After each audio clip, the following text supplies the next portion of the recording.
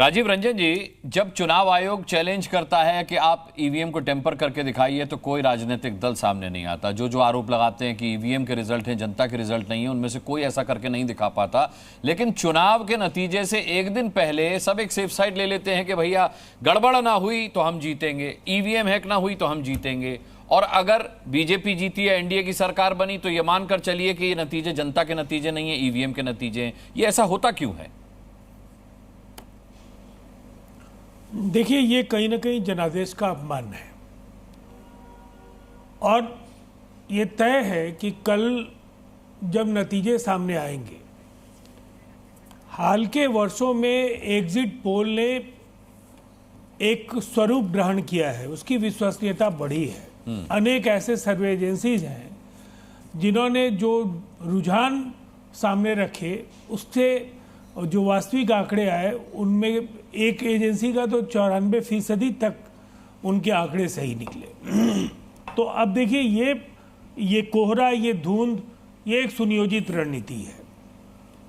इन्हें ये पता है, दरअसल ये समझ नहीं पाए कि ये एक लड़ाई लड़ने के पहले कैसे हार गए थे। जिन 3 राज्यों में चुनाव को लेकर कांग्रेस ने इंडिया को दांव पर लगा दिया, मध्य प्रदेश, छत्तीसगढ़ और राजस्थान के चुनाव के बाद पूरे इंडिया ब्लॉक में गहरा असंतोष का भाव था, इसलिए कि इन चुनाव के पहले इंडिया की बुनियाद पड़ गई थी और उसके बाद कई महत्वपूर्ण नेताओं का पलायन शुरू हुआ। फिर कांग्रेस के अंदर के बड़े बड़े छत्रप उनके दल से निकलते चले गए। उन्हें भी कहीं ना कहीं जनभावनाओं का एहसास था और ये लगता था कि एक तरफा थोपने की जो कांग्रेस की जो नीति है उसका नुकसान उन्हें अपने अपने इलाकों में होगा।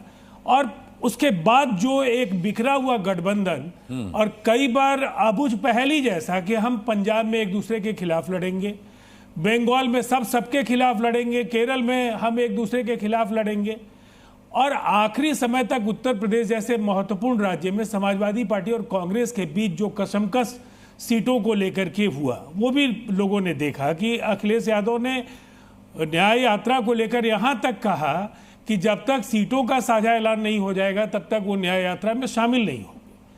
और आपको ये पता था कि पूरे देश में ना आप मुद्दे तय कर पाए, न मुद्दों के अनुरूप आप रणनीति गढ़ पाए, साझा रैलियां नहीं कर पाए। मध्य प्रदेश के चुनाव में भोपाल में एक बड़ी रैली होने वाली थी, आखिरी समय में कमलनाथ ने बगैर अपने नेताओं के परामर्श के नीचे उतर करके उसे रद्द करने का काम किया। तो इंडिया गठबंधन मिलकर लड़ते एक लड़ाई हो सकती थी, लेकिन उन्होंने ये चुनाव शुरू होने के पहले ही अपनी पराजय स्वीकार कर ली और कांग्रेस को भी इस बात का एहसास था कि 2029 के लिए कोशिश करनी चाहिए।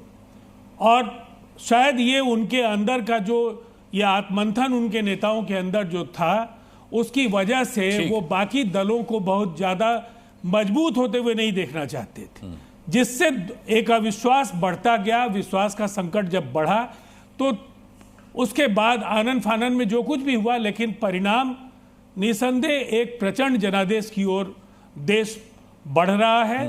और तीसरी बार प्रो इनकम्बेंसी, ऐसा जादू सर चढ़कर बोलना, मैं समझता हूं ये एक इतिहास की एक बड़ी घटना साबित होगी। ठीक है राजीव रंजन जी। अजय उपाध्याय कुछ कहना चाह रहे हैं। अजय जी।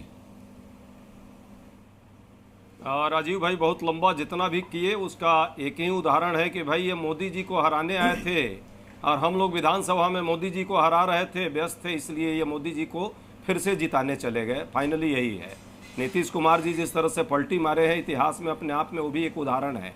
इतिहास इसको भी याद रखेगा कि कैसे आप आए और कैसे चले गए। ठीक है, जो परिस्थिति है उस परिस्थिति में हम सब ने चुनाव लड़ा है।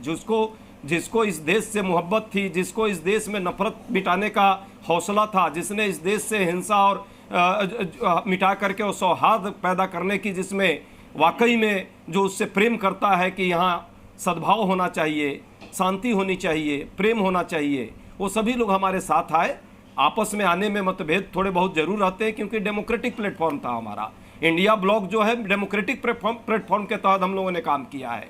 हम कोई डिक्टोरियल स्टेट में नहीं है कि एक पार्टी अजय उपाध्याय जी, मैं मानता हूं कि इंडिया प्लेटफॉर्म एक डेमोक्रेटिक प्लेटफॉर्म है और आप ये मानते हैं कि आपके जैसे सोच वाले, जैसे मैं शुरू होता हूं आप क्यों नहीं आप बोलिए भाई, मैं आपसे हटा नहीं हूं अभी, मेरे बोलने मैं तो आपसे बात कर रहा हूं, मैं मैं आपको टोक नहीं रहा हूं, मैं आपसे बात कर रहा हूं क्योंकि आपने कहा कि हमारी समझ और हमारी सोच वाले लोग हमारे साथ जुड़े हुए हैं और जुड़ते जाएंगे, ये आपने कहा। तो मैं आपको याद दिलाना चाहता हूं G23 के बारे में। आप ही के अपने लोग राहुल गांधी से वैचारिक मतभेद के चलते आपसे अलग हो गए, आप दूसरों की बात कर रहे हैं, आपके अपने लोग ही आपके साथ नहीं हैं। मैं बस ये याद दिला रहा हूं। इसका भी उत्तर दूंगा। G23 की, हालांकि ये आप लोगों के द्वारा गढ़ी हुई चीज है, G23 हम लोग नहीं जानते हैं, हम तो G20 जानते हैं जो विश्व स्तर पर जो एक संगठन है। पर यह भी सच है कि हमारे यहाँ एक डेमोक्रेटिक, यही तो बात मैं अनुराग भाई कह रहा हूँ, हमारे यहाँ एक डेमोक्रेटिक स्पेस है जहां लोग बात कर सकते हैं। जो ईमानदारी से पार्टी और सिद्धांत के प्रति कमिटेड है उनको करना भी चाहिए बातचीत आपस में। पर इसका ये अर्थ नहीं है कि जब आप पार्टी विरोधी गतिविधि में सम्मिलित हो जाएं या दूसरे पार्टी के प्रभाव में आकर के जब जाने लगे तो एक बहाना बना ले। अरे भाई, जब ये ताकत है तो आप अकेले लड़ते। मोदी जी से सैद्धांतिक तौर पे अलग लड़ना है आपको, ठीक है, कांग्रेस से आपको दिक्कत हो गई, आप अकेला एक प्लेटफॉर्म बना के लड़ते तो हम जानते कि नीतीश जी या हमारे साथी जो कुछ लोग हमसे मतभिन्नता रखते हैं लेकिन वो आरएसएस के साथ नहीं हो सकते, उनकी विचारधारा आरएसएस के करीब नहीं है, ये समझ में आती देश को।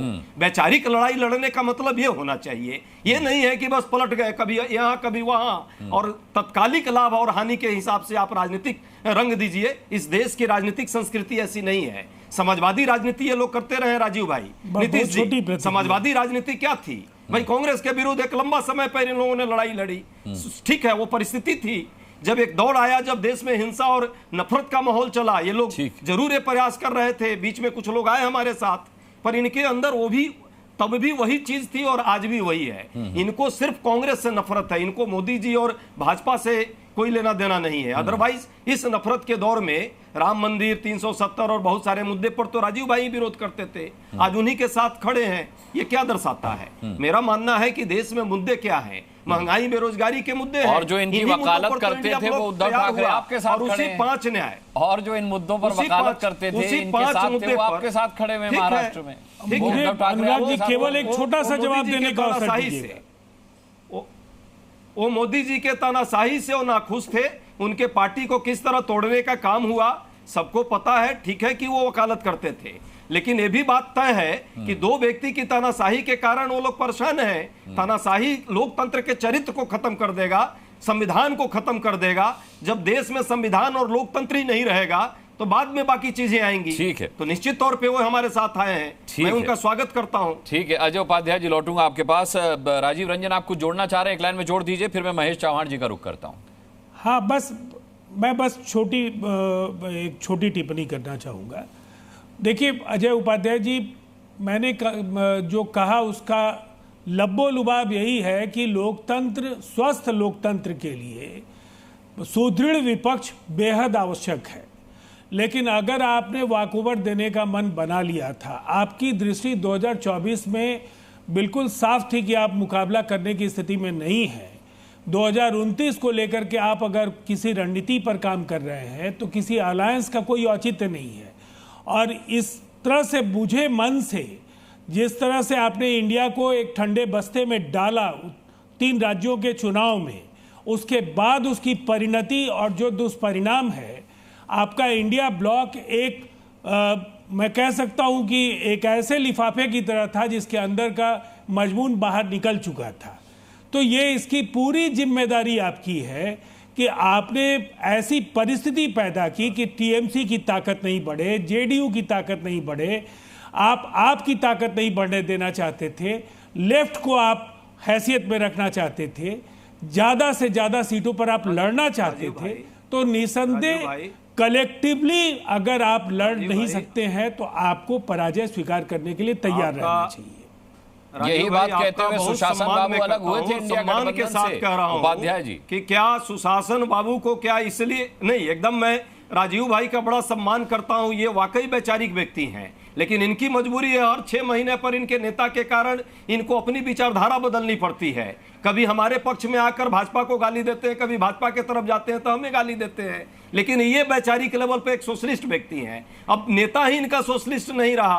अरे भाई, यदि आपको इंडिया गठबंधन के साथ रहना था और मोदी जी को हराने के लिए आप आए थे ना, यही आप कहकर आए थे कि जो 14 वाले हैं 24 में नहीं रहेंगे।